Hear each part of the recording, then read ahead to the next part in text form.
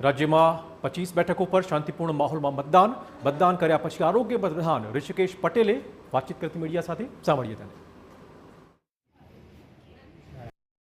મહેસાણા લોકસભા બેઠક પર લોકો ઉત્સાહથી મતદાન કરી રહ્યા છે, ત્યારે કેબિનેટ પ્રધાન ઋષિકેશ પટેલ આપણી સાથે છે, એમની સાથે વાત કરીશું। આજે લોકોનો મતદારોનો ઉત્સાહ કેવો છે અને ગુજરાત રાજ્યની જે બેઠકો છે એના વિશેની વાત કરીશું। શું કહેશો, આજે જે દિવસની રાહ જોઈ રહ્યા હતા, આજે મતદાન ઉત્સાહપૂર્વક સવારથી શરૂ થઈ ચૂક્યું છે?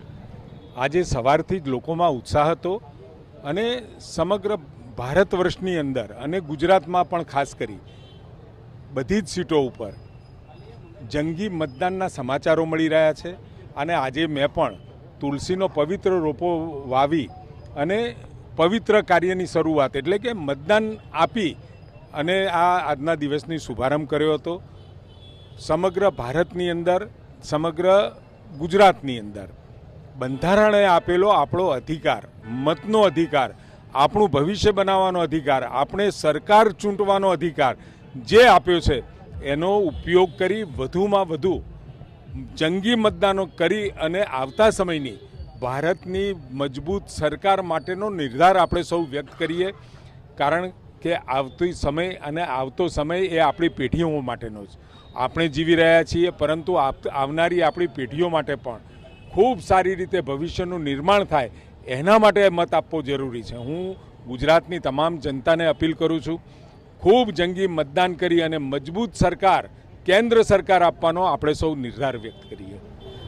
અત્યારે જે પ્રમાણે ક્ષત્રિયનો વિષય છે એને લઈને ક્યાંક કોઈ એવી ચર્ચાઓ થતી હોય છે કે કોઈ 2 સીટ અસર કરી શકે, 4 સીટ ના શકે, આપનું શું કહેવું છે? 26 સીટ, હવે તો 25 વધી, 25 સીટ ભારતીય જનતા પાર્ટી જંગી મતોથી જીતી રહી છે। માહોલ કેવો છે આપના ધ્યાને? આજે સવારથી લગભગ મહેસાણા જિલ્લામાં પણ 10.14% વધુ મતદાન થઈ ચૂક્યું છે 9 વાગ્યા પછી સુધી 2 કલાકમાં। કેવું રહેશે આ ગરમીના માહોલમાં? ગરમી હોવા છતાં પણ એક દિવસ આપણી સરકાર ચૂંટવાનો જે અધિકાર આપણી પાસે છે, સૌ મતદારો સવારથી તે સાંજ સુધી ગરમીમાં પણ એક જ દિવસ આપણે અડધો પોણો કલાક માટે પોતાનો મત વ્યક્ત કરવાનો જ્યારે અધિકાર મળ્યો હોય, એટલે મને વિશ્વાસ છે હવે મતદારો પણ જાગૃત થયા છે અને પોતે પોતાની સરકાર વિશે પણ કેવી સરકાર હોવી જોઈએ એના માટે પણ સભાન થયા છે। એટલે સમગ્ર દિવસ દરમિયાન વિધાનસભા કરતાં પણ જંગી મતદાન થશે એવી મને આશા છે।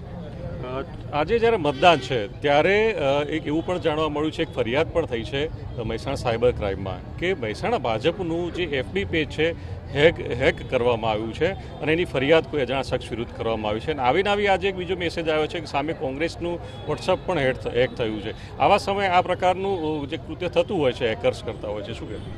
મારા ધ્યાનમાં આ વિષયો નથી, પરંતુ ટેકનોલોજીનો દુરુપયોગ કરી ચૂંટણી હોય, સામાજિક હોય કે કોઈ પણ પ્રકારનો વિષય હોય તો આવું ન થવું જોઈએ। અને આમાં સાયબર ક્રાઇમનો વિભાગ આપણો પોલીસ વિભાગમાં છે, ગૃહ